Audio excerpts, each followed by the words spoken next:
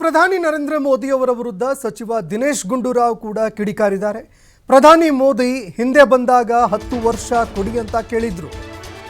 ನನಗೆ 10 ವರ್ಷ ಕಾಲಾವಕಾಶ ಕೊಡಿ ಅಂತ ಕೇಳಿದ್ರು. ಈಗ ಮತ್ತೆ 25 ವರ್ಷ ಕೊಡಿ ಅಂತ ಕೇಳ್ತಿದ್ದಾರೆ. ಅವರು ಹೇಳಿದಂತೆ ಜನ ಕೇಳಬೇಕು ಅಂದ್ಕೊಂಡಿದ್ದಾರೆ.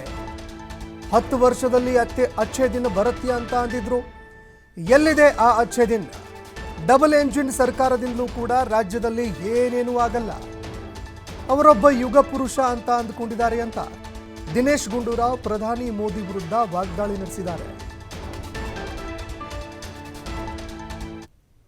ಆ ಕನಸಿನ ಹಿಂದೆ ಅವ್ರು ಬಂದಾಗ 10 ವರ್ಷ ಕೊಡಿ ಅಂತ ಹೇಳಿದರು.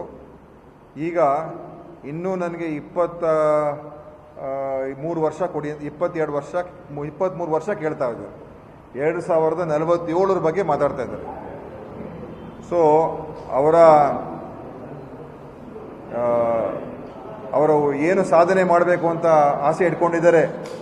ಈ ಭಾರತ ದೇಶವನ್ನು ನಾವು ನನ್ನ ಕನಸಿನ ಅಚ್ಚೆ ದಿನ ಕೊಡೋದಕ್ಕೆ, ಆ ಕನಸಿನ ಅಚ್ಚೆ ದಿನ ಕೊಡೋದಕ್ಕೆ ಇನ್ನೂ 23 ವರ್ಷ ಬೇಕು ಅಂತ ಹೇಳ್ತಾ ಇದ್ದಾರೆ. ಭಾಳ ತಾಳ್ಮೆಯಿಂದ ನಮ್ಮ ದೇಶದ ಜನ ಅವ್ರು ಹೇಳಿದ ಮಾತೆಲ್ಲ ಕೇಳಿಕೊಂಡು ಅವರ ಏನು ಮಾಡ್ತಾರೆ ಅದನ್ನು ಯಾವುದನ್ನು ಕೂಡ ಪ್ರಶ್ನೆ ಮಾಡ್ದೇ ಒಪ್ಕೊಂಡು ಹೋಗಬೇಕು ಅಂತ ಅವರ ಒಂದು ಉದ್ದೇಶ ಆಗಿದೆ ಅಂತ ಕಾಣ್ತಾ ಇದೆ. ಯಾವ ಆಧಾರದ ಮೇಲೆ ಆ ಒಂದು 2047 ಹೇಳ್ತಾ ಇದ್ದಾರೆ ಅಂತ ಇನ್ನೂ ಕೂಡ ನಮ್ಗೆ ಅರ್ಥ ಆಗ್ತಾ ಇಲ್ಲ, ಮತ್ತು ಅದರ ಪರಿಕಲ್ಪನೆ ಏನು ಅಂತಲೂ ಕೂಡ ಗೊತ್ತಿಲ್ಲ. ಆದರೆ ಒಂದಂತೂ ನಿಜ, 10 ವರ್ಷದ ಅಚ್ಚೆ ದಿನ ಬಂದಿಲ್ಲ ಅಂತ ಆಯಿತು, ಮತ್ತು ಇನ್ನೂ ನಾನು ತುಂಬ ಮಾಡಬೇಕಾಗಿದೆ ಅಂತ ಅವ್ರು ಹೇಳ್ತಾ ಇದ್ದಾರೆ. ಅವ್ರ ಭಾಷಣ ಉದ್ದ ಅನೇಕ ವಿಚಾರಗಳೆಲ್ಲ ಪ್ರಸ್ತಾಪ ಮಾಡಿದ್ರು. ಅದೇ ವಿಷಯಗಳನ್ನು ನಾನು ಅವರ ಕೆಲವು ಯೋಜನೆಗಳ ಬಗ್ಗೆ ನಾನು ರಿಪೋರ್ಟ್ ಕಾರ್ಡ್ ಕೊಡ್ತೀನಿ ಅಂತ ಹೇಳಿದ್ರು.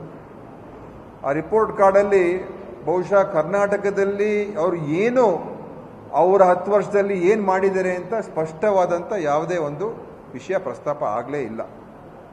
ಅವರ ಕೊಡುಗೆ ಏನು ಕರ್ನಾಟಕದ ಜನತೆಗೆ, ಕರ್ನಾಟಕ ರಾಜ್ಯಕ್ಕೆ? ಡಬಲ್ ಇಂಜಿನ್ ಸರ್ಕಾರ ಕೂಡ ಇತ್ತು 4 ವರ್ಷ ಕಾಲ. ಅದರ ಹಿಂದೆ ನಮ್ಮ ಸರ್ಕಾರ ಇತ್ತು, ಮಧ್ಯದಲ್ಲಿ ಸಮ್ಮಿಶ್ರ ಸರ್ಕಾರ ಕೂಡ ಇತ್ತು.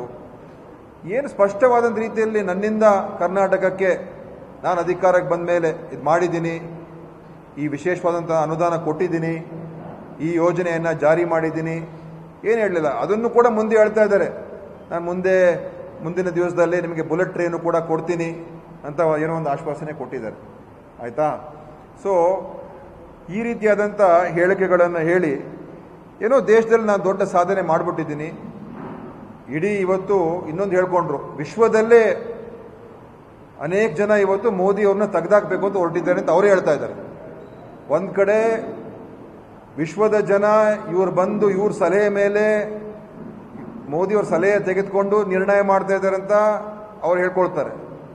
ಇನ್ನೊಂದು ಕಡೆ ಹೇಳ್ತಾರೆ ವಿಶ್ವದ ಅನೇಕ ದೇಶಗಳಿಂದ ಮೋದಿನ ತೆಗೆಯೋದಕ್ಕೆ ಸಂಚು ಮಾಡ್ತಾ ಇದ್ದಾರೆ ಅದನ್ನು ಹೇಳ್ತಾರೆ. ಮತ್ತು ವಿರೋಧ ಪಕ್ಷದ ಬಗ್ಗೆ ಹೇಳ್ತಾರೆ ನನ್ನ ತೆಗೆಯೋದಕ್ಕೆ ಮಾಡ್ತಾ ಇದ್ದಾರೆ. ಈಗ ವಿರೋಧ ಪಕ್ಷ ಇರುವಂಥದ್ದು ಮೋದಿಯವರು ಇರಬೇಕು ಅಂತ ನಾವು ವಿರೋಧ ಪಕ್ಷನ ಇರೋದು? ನಾನು ಕೇಳೋದು ವಿರೋಧ ಪಕ್ಷ ಇರೋದು ಇಲ್ಲ ಮೋದಿಯವರೇ ಪ್ರಧಾನಮಂತ್ರಿ ಆಗಿರಬೇಕಪ್ಪ, ನಾವು ವಿರೋಧ ಪಕ್ಷಗಳು, ನೀವೇ ಪ್ರಧಾನಮಂತ್ರಿ ಆಗಿ ಅಂತ ನಾವು ಪ್ರಚಾರ ಮಾಡಬೇಕಾ? ಹಿಂದೆ ಅವ್ರು ಬಂದಾಗ 10